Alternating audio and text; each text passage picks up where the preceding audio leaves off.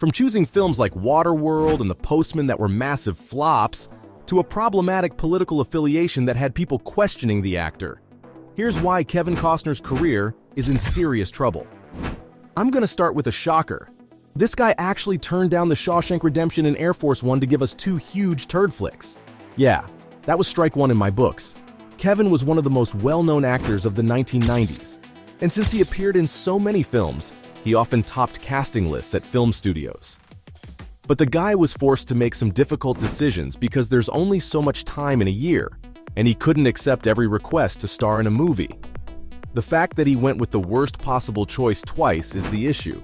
Costner was the original choice of the producers to play Andy Dufresne, the killer who yearns to escape prison in The Shawshank Redemption. Eventually, the movie would become a beloved modern classic, but without him. Instead, he was working on Waterworld, a futuristic sci-fi with chaotic production issues. Tim Robbins was cast in his place, and the rest is history. Costner suffered a huge setback in both his acting and producing careers because of the failure of the film, which he co-produced alongside Charles Gordon and John Davis. There were rumors that Costner and Kevin Reynolds, the director of Waterworld, had a number of creative disagreements during the shoots, because of which Reynolds left the project. Let's not forget that Waterworld bombed at the box office. Critics didn't hold back and described the movie as dreary, totally humorless, and without a soul. The general consensus was that the movie's painfully slow, has a ridiculous plot, and had a budget that couldn't be justified, all of which made the movie too much for audiences to take in within a 3-hour running time.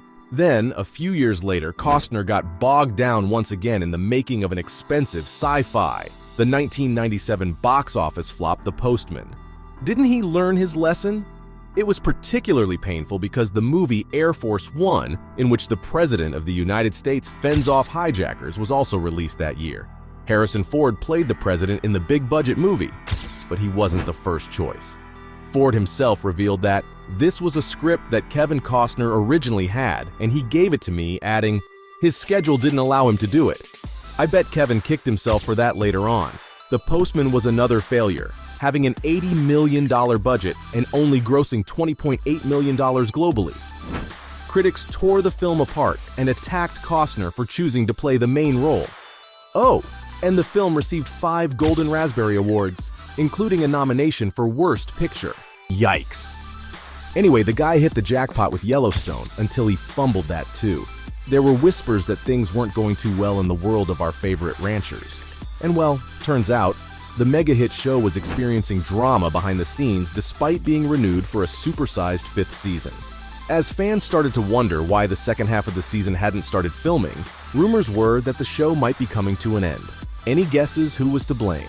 Costner apparently only agreed to a week's worth of dates in the summer of 2023, with a few days left over for pickups in the fall, while the show reportedly struggled to make up for lost time with him. And that's not even all. For the 16-episode 5th season, Costner sought $1.2 million per episode, and he threatened that the possible 6th season would be a crazy $1.5 million per episode. Do you guys realize how insane this is? To make matters worse, Costner also had outbursts where he left the set before finishing filming his scenes for the second batch of Season 5 episodes. The second part of Season 5 has been postponed until November due to delays, which is when Season 6 was supposed to debut. According to reports, Costner's ego and unavailability have been frustrating people on set for months, including the actors, crew, executives, and even fellow actor Taylor Sheridan. Actually, the talk in Hollywood about Costner's history of being challenging to work with has been reignited by the show's shooting schedule. It wasn't always like this, though. With the release of Brian De Palma's The Untouchables in the 90s, Costner became a household name. And with No Way Out, Bull Durham, and The Bodyguard, he established himself as a heartthrob. Then, in the baseball classic Field of Dreams and Oliver Stone's conspiracy drama JFK, he served as a symbol of American male morality. What went wrong then, Kev? In the 1999 film For Love of the Game, Costner first became infamous for torturing directors like Sam Raimi. Even though he wasn't the director, he publicly complained about the movie's final editing, which was regarded as going against professional etiquette. Stacy Snyder, co-chair of Universal Pictures, commented at the time saying, Kevin's not the director, and it's not fair for him to hijack a $50 million asset. Then, in yet another big-time diva maneuver, Costner declined to participate in the press for Message in a Bottle, a 1999 adaptation of a Nicholas Sparks love story that also starred Robin Wright, unless he had his way with the final edit. Okay, maybe he was a big shot back then and all the fame got to his head, but people are confused as to why Costner isn't being more accommodating with his schedule for Yellowstone, given that his heyday has long since passed. In the early 2000s, being away from home was challenging for the actor, and he was going through a huge upheaval in his personal life. It was then that he sort of fell out with the movie industry, and in 2004, he married Christine Baumgartner, who was 22 years younger than him. Well, we're all seeing how that's going down, right? Not a good look for a guy with an already damaged image. The $370 million divorce is anything but pretty. If you ask me, his crumbling personal life is exactly like a Hollywood movie. The Bodyguard star's wife has called for a controversial divorce that reportedly involves a third party. No, it's not their 3 kids. Set the timer back. Say 3 decades. Kevin was divorcing Cindy Silva, the mother of 3 more of his children, amid rumors of illicit affairs with other women. If you think about it, the guy had 2 relationships that lasted about 20 years each. Kevin's first divorce cost him $141 million, making it one of the priciest breakups in show business at the time. He now says that his second divorce has left him homeless. The actor claims that Christine has been refusing to leave their $216 million beachside complex in California until he satisfies her financial demands. But nope, Christine alleges that her husband is attempting to kick their 3 school-aged children out of the house. Back when he was still married to Cindy when Kevin first met supermodel Christine, in 1996 while playing golf to be exact. But it wasn't until after he'd gotten a divorce and fathered a kid during a brief affair with heiress Bridget Rooney that their romance started.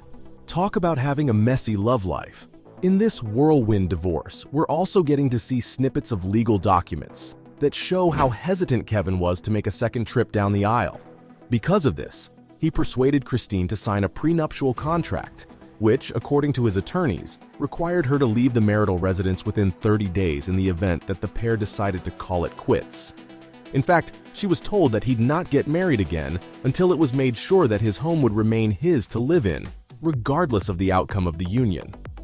But then, Christine had her own pre-marriage deal-breaker, which required Kevin to agree to having more kids with her. Also, just 2 years after their wedding, Kevin was once again finding himself in the middle of scandals. Like in 2004, while on his honeymoon in St. Andrews, he allegedly performed a sex act in front of an unidentified masseuse. Of course, the actor denied the claim, but the spa employee claimed that she'd been wrongfully fired for informing her superiors about the alleged offense. Later, the hotel awarded her an undisclosed sum of money. Despite stuff like this, and the many cheating rumors, Christine and Kevin's marriage seemed to be among the most stable in Hollywood for a long time. Oh, and there are also rumors that the troubles stemmed from the actor being away from home while filming the popular series in Montana. Speaking of Montana, I wouldn't be very good at my job if I didn't mention the problematic political stance Costner took, which landed his career in hot water with quite a lot of people. Since the characters in Yellowstone are staunchly conservative, and Montana is a red state that leans Republican, many people assume that the show's star is a Republican as well. This assumption was also made about the actor in the late 1980s and early 1990s. After all, Costner officially supported Republican presidential nominee George Bush in 1988, and he was apparently besties with Reagan too. So, from a problematic political affiliation that had people questioning the actor, to choosing films like Waterworld and The Postman that were massive flops, that's why Kevin Costner's career is in serious trouble.